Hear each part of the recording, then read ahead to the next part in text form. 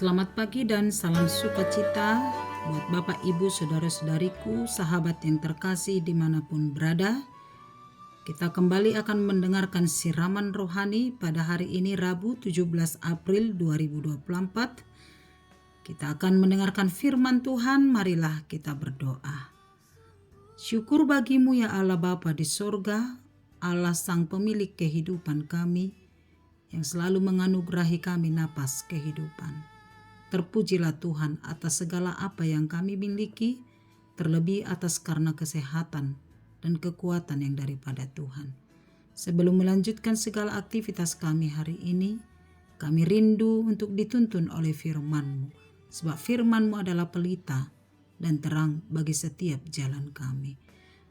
Persiapkanlah hati dan pikiran kami Bapa di sorga oleh karena Roh Kudus-Mu, sehingga firman Tuhan benar-benar diam di dalam hati kami dan bertumbuh melalui setiap perbuatan kami. Berbicaralah ya Allah, sebab kami telah siap mendengarkannya. Amin. Firman Tuhan bagi kita tertulis dalam kitab Yeremia pasal 51 ayat 50. Demikianlah firman Tuhan. Kamu orang-orang yang terluput dari pedang, pergilah, jangan berhenti. Ingatlah dari jauh kepada Tuhan, dan biarlah Yerusalem timbul lagi dalam hatimu. Demikian firman Tuhan. Tidak ada yang abadi.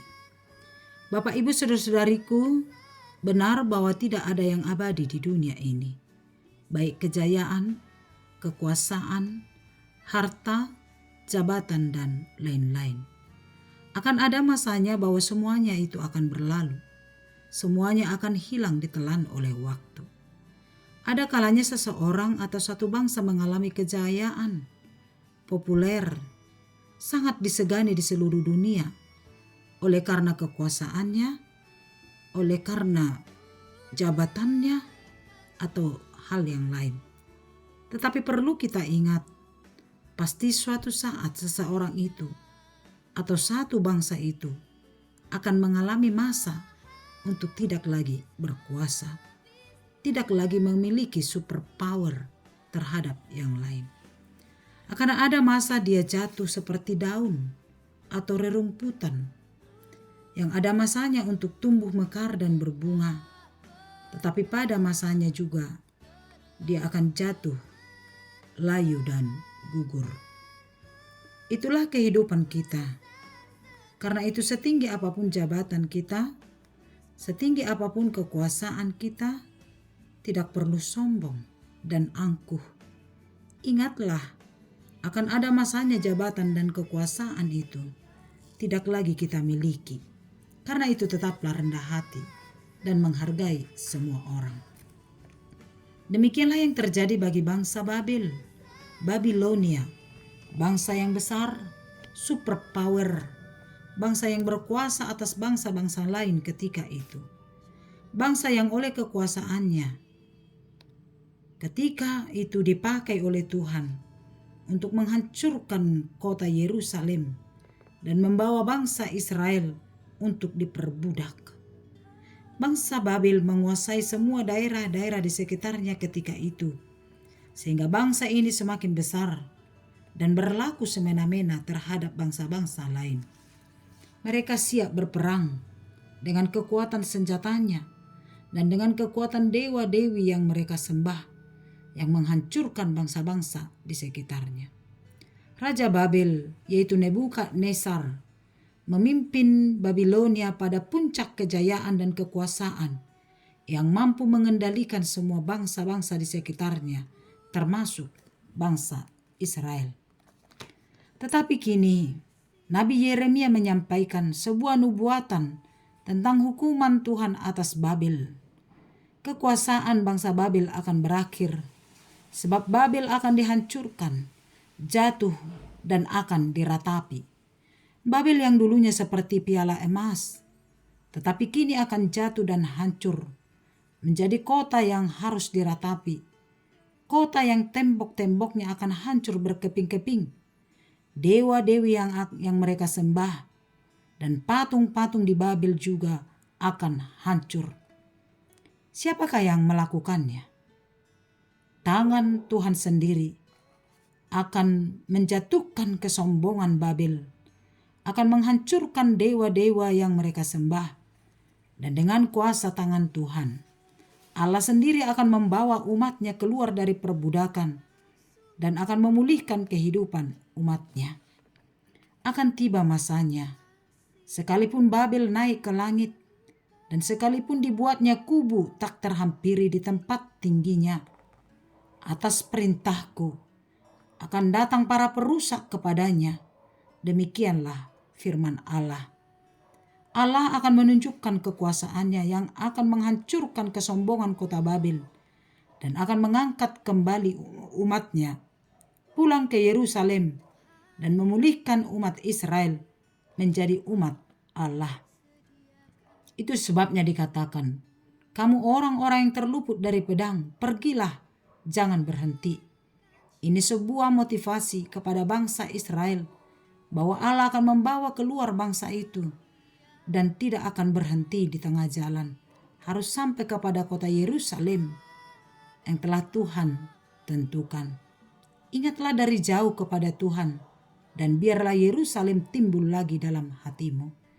Kota Yerusalem menjadi kota yang diratapi dulunya, tetapi kini kota itu akan menjadi kota yang timbul oleh karena tangan Tuhan.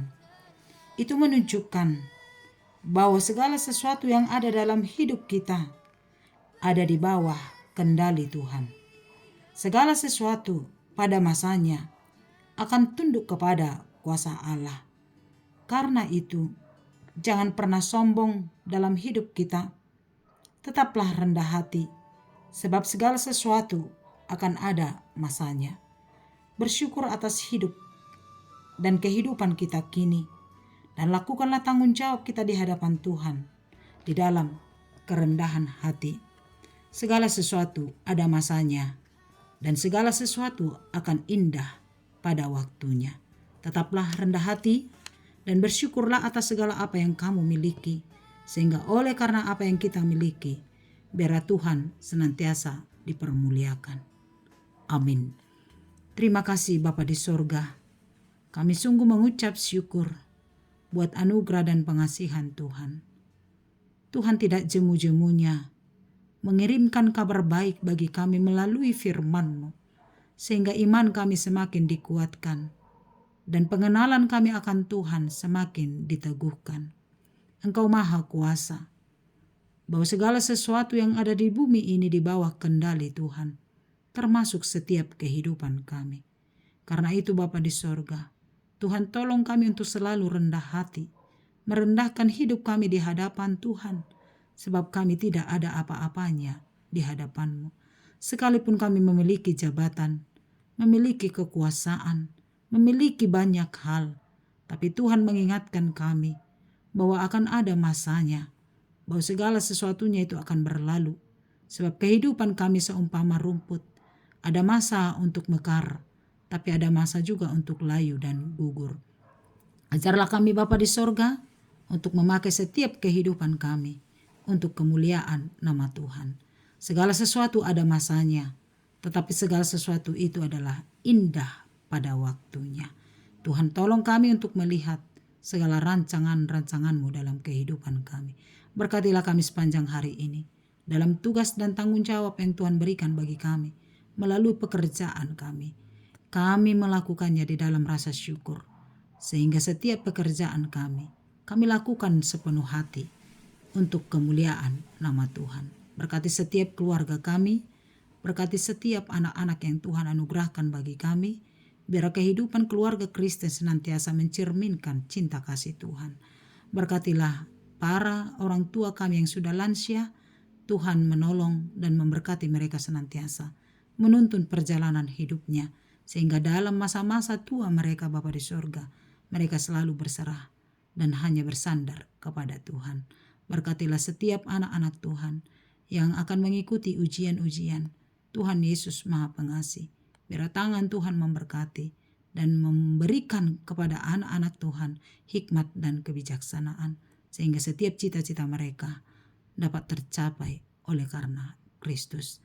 Terima kasih Bapa di sorga, biar segala apa yang kami harapkan, kami yakin dan percaya bersama dengan Tuhan, semuanya akan terjadi sesuai dengan kehendak-Mu. Biar firman Tuhan senantiasa menuntun kami melakukan kehendak Tuhan. Ampuni kami dari dosa kami, di dalam nama Yesus kami berdoa. Amin. Anugerah Tuhan kita Yesus Kristus, kasih setia Allah Bapa, dan persekutuan dari Roh Kudus kiranya menyertai kamu sekalian. Amin. Selamat pagi, selamat beraktivitas. Tuhan Yesus memberkati. Shalom.